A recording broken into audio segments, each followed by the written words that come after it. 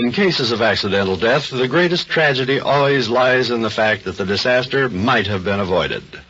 But there is on record the story of one survivor who could, with justification, disclaim responsibility.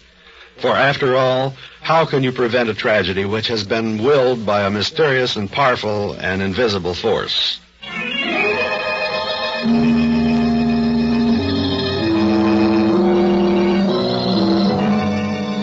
It was an ideal day for an outing, that May 3rd, 1933.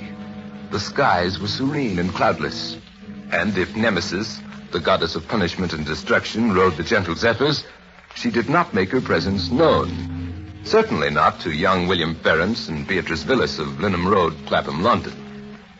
They had set out early in the morning for their favorite spot in the country, beyond Tunbridge Wells. And as their open roadster skimmed smoothly over the highway, they were blithely unaware of the danger that hovered about them. Oh, Bill, you're crazy. You suggested this picnic, you know. But what's the matter with picnics? Nobody enjoys them but the insects. What's the matter, Bill? Didn't you feel that? You mean the way the car swerved? Well, I thought you did it. I thought you were trying to avoid a bump in the road. I didn't turn the wheel at all. Huh? We're going straight now. Yes. Oh, well. I suppose it was nothing serious. I pity anyone who... Oh, Bill, look out! Oh, Bill, we almost went over into that culvert. I can't understand it. I don't know what caused it. Well, there must be something the matter with the car. But it wasn't like that at all. It was almost as if somebody had pushed us. William Ferrance climbed out of the driver's seat to examine the car. When he returned to his place behind the wheel, there was a look of fear and perplexity in his eyes. There's nothing wrong with the car, Bee. Then what? I haven't any idea what. I tell you, we were pushed across that road. Oh, Bill, that's absurd. Now, come on, let's get going. Without a word, William Ferrance stepped on the starter, meshed the gears, and the car edged forward. He drove slowly, cautiously, his eyes pinned on the road ahead, his hands tense around the wheel.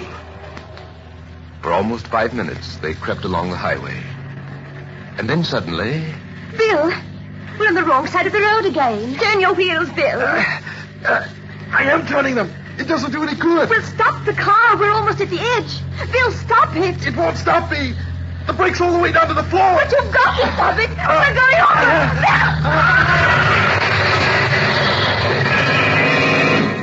A few seconds later, when William Ferrance recovered consciousness, the car lay overturned at the foot of an embankment, and pinned beneath it was the lifeless body of Beatrice Willis.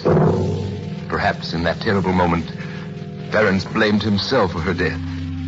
But it was not he who had killed his companion, for a thorough investigation failed to disclose any defect in either the brakes or the steering mechanism. It was a mysterious and invisible force that was in control of his car at the instant it left the road. A force incredible but true.